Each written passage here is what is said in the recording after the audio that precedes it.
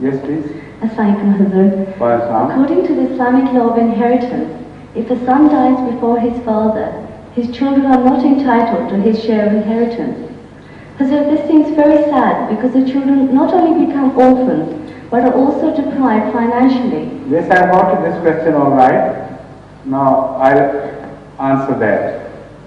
The point is, you are showing pity to the grandsons of a grandfather, while you also assume that that grandfather had no pity for his grandsons.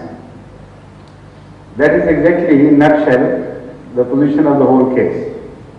If somebody's son has died in his lifetime, and he has left behind, that dying son has left behind a few children, what stops that grandfather from giving, willing or actually distributing part of his property to the bereaved family of his own son?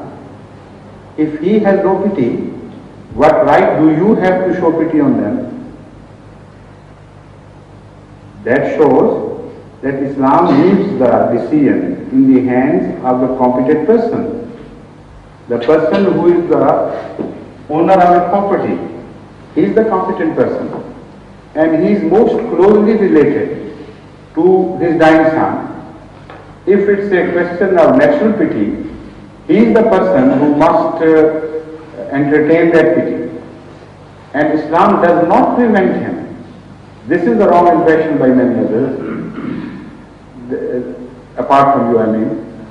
Islam does not prevent a grandfather to will his property to his grandsons.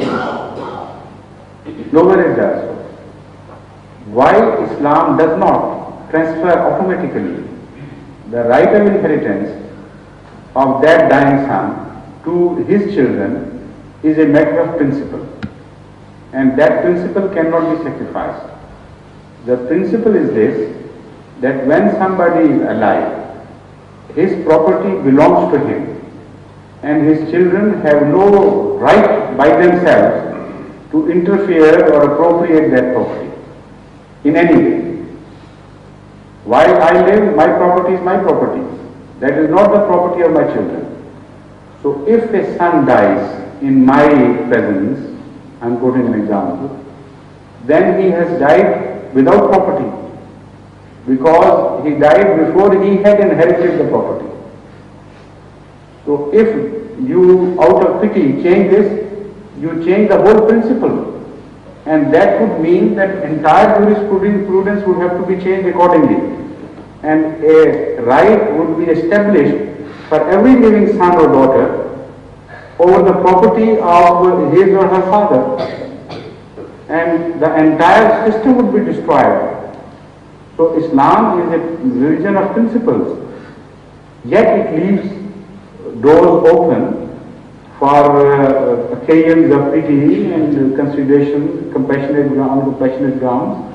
So it is the grandfather himself who has primarily to will a portion of that property to his grandsons and granddaughters, not a third person.